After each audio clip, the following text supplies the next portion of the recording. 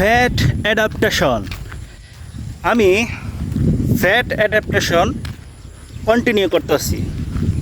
আমার fat adaptation যে ধাপ সেটা আমি শুরু করছি। তো আপনাদেরকে আজকে আমি বলবো ফ্যাট অ্যাডাপ্টেশনটা কি, কেন করতে হয় এবং কিছু সতর্কতা। ফ্যাট অ্যাডাপ্টেশনটা হলো নিজের তেলে নিজে চলা। আমরা সাধারণত আমাদের শরীর যে শক্তি তারা নেয় সেটা হলো চিনি থেকে নেয় শরীর। আমরা যে কার্বোহাইড্রেট শর্করা জাতীয় যে খাবারগুলো খাই এগুলা শরীরে যায়া গ্লুকোজ বা চিনিতে রূপান্তরিত হয়। ওই চিনিকে শরীর শক্তি হিসাবে ব্যবহার করে। শক্তি হিসাবে ব্যবহার কইরা আমাদের যে প্রতিদিনকার যে কাজকর্ম এগুলো আমরা করি। এখন আমরা এই শক্তির যে সোর্স চিনি এটা আমরা চেঞ্জ করব। এখন আমাদের শরীর শক্তি নিবে চর্বি থেকে, তেল থেকে, শরীরের তেল থেকে। চর্বি আমরা কোথায় পাবো? আমাদের শরীরে যে চর্বি জমা আছে গোডাউন, এই যে দেখেন, যারা আমার মতো নতুন, এখন তো আমার আজকে ফ্যাট অ্যাডাপ্টেশনের 4র্থ দিন, তো একটু মনে হয় একটু কমা লাগতেছে। যাই হোক, যাদের ভুঁড়ি আছে তাদের পেটে অনেক চর্বি, অনেক তেল। তো আমাদের শরীর যদি হয় একটা মেশিন, তাহলে মেশিনের তেল হলো এই চর্বি। এখন আমরা এই চর্বিকে আমাদের শরীরের জ্বালানি হিসাবে ব্যবহার করব। সেজন্য যেহেতু আমরা আমাদের শরীর চিনি থেকে শক্তি উৎপাদনে অভ্যস্ত, সেই অভ্যস্তটা আমরা আস্তে আস্তে করে চেঞ্জ করব। সেটা কিভাবে? আমরা মূল যে কার্বোহাইড্রেট জাতীয় যে খাবারগুলো, যেমন ভাত, রুটি, আলু, দুধ, ফল, তো এগুলা আমরা প্রাথমিক পর্যায়ে বাদ দিব। তো বাদ দিলে আমাদের শরীরে চিনি বা গ্লুকোজ জাতীয় বা শর্করা জাতীয় খাবারগুলো কমে যাওয়ার কারণে আমাদের শরীর শক্তি ঠিকই নিবে, কিন্তু সেটা চর্বি থেকে নেওয়া শুরু করবে।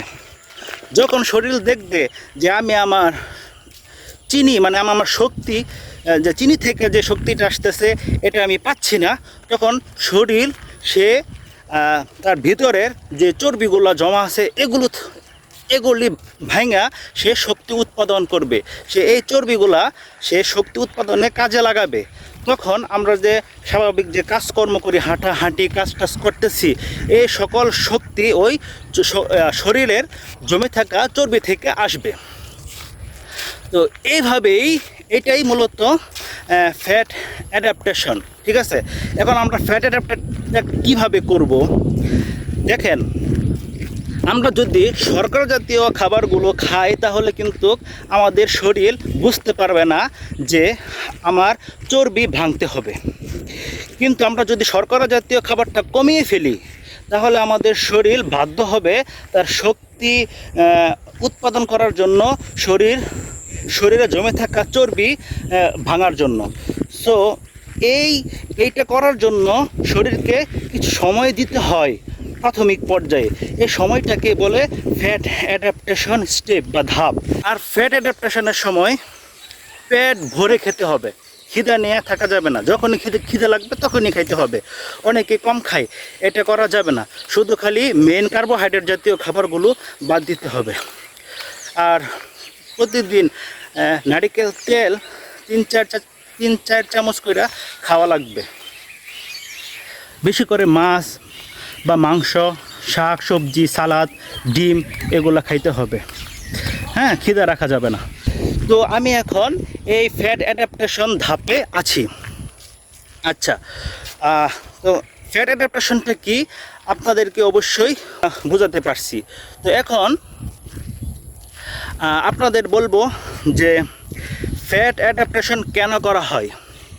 সেটা হলো যে যখন আমাদের শরীরে কম কার্বোহাইড্রেট যুক্ত খাবার ঢুকবে। হ্যাঁ, শর্করা বা চিনি জাতীয় খাবারগুলো যখন কম ঢুকবে বা একদম নিচে নেমে যাবে, হ্যাঁ, এই শর্করাযুক্ত খাবারগুলো খাওয়া, তখন আমাদের শরীরের আমাদের শরীরে যে ইনসুলিন উৎপাদন হয় এটাও কিন্তু কমে যাবে। তো ইনসুলিনের একটা ধর্ম হলো যে শরীরের চর্বিগুলা ধরে রাখা, ঠিক আছে? যার শরীরে যত বেশি ইনসুলিন তার শরীরে তত বেশি চর্বি, আমার ধারণা এটা।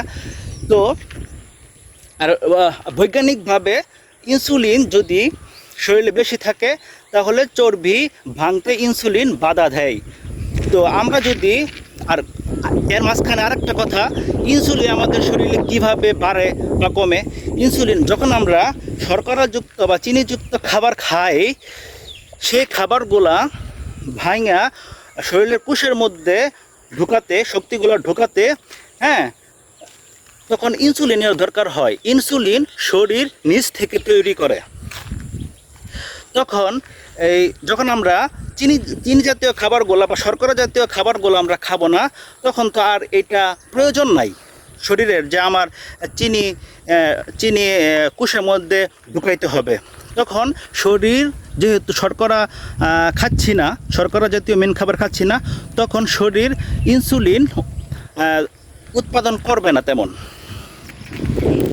তখন যেহেতু যেহেতু আমাদের শরীরের শক্তি দরকার, আর যেহেতু ইনসুলিন নাই, সেজন্য শরীরের শক্তি উৎপাদনের জন্য এই সুযোগটা কাজে লাগাবে ফ্যাট বার্ন হতে। তখন আমাদের শরীরে জমে থাকা চর্বি থেকে শরীর শক্তি নেবে। তখন আর শরীরের প্রয়োজন হবে না চিনি থেকে শক্তি নেওয়ার জন্য। হ্যাঁ, তো এটাই হলো ফ্যাট অ্যাডাপ্টেশন। আর ইনসুলিন কমে গেলে কিন্তু শরীরের লবণও কমে যায়। ইনসুলিন কিন্তু লবণ ধরে রাখে। তো এই সময়ে আপনাদের লবণ খেতে হবে একটু পানির মধ্যে একটু মিক্স করে, পিঙ্ক সল্ট মিক্স করে লবণ খেতে হবে সামান্য পরিমাণ, যদি মাথা ঘোরায়। তারপরে আর এটা হলো সতর্কতা। আর তারপরে সামর্থ্য অনুযায়ী ডাবের পানি খাবেন। তারপরে ডিটক্স ওয়াটার বানায় খাবেন, কারণ প্রস্রাবের মাধ্যমে লবণ চলে যাওয়ার কারণে তখন কিন্তু আমাদের শরীরে মিনারেল বা বিভিন্ন এর ঘাটতি হয়, লবণের ঘাটতি হয়। তাই আমাদের বাহির থেকে লবণটা টুকটাক দিতে হবে, ঠিক আছে? এটা হলো সতর্কতা। আপাতত আমার এইটুকুই আমার এই ব্রেনের মধ্যে আসছে। তো আপনাদের যদি আরও কোনো প্রশ্ন থাকে আমার ভিডিওর কমেন্ট বক্সে, হ্যাঁ, কমেন্ট করবেন, ঠিক আছে? আমি সেখানে উত্তর দেব। আর যদি আমার ভুল হয়ে থাকে আপনারা আমার ভুল ধরিয়ে দিবেন, আমি শুধরে নেব, ঠিক আছে? তো আমি একজন সাধারণ মানুষ, ভুল হওয়াটাই স্বাভাবিক। তো আজকে এই পর্যন্তই ফ্যাট অ্যাডাপ্টেশন নিয়ে। আগামী ভিডিওতে আরও ডিটেলস যদি প্রয়োজন হয় আপনাদের কমেন্টে, তাহলে আমি আলোচনা করব। ভুল হলে ভুল ধরিয়ে দেবেন। আল্লাহ হাফেজ।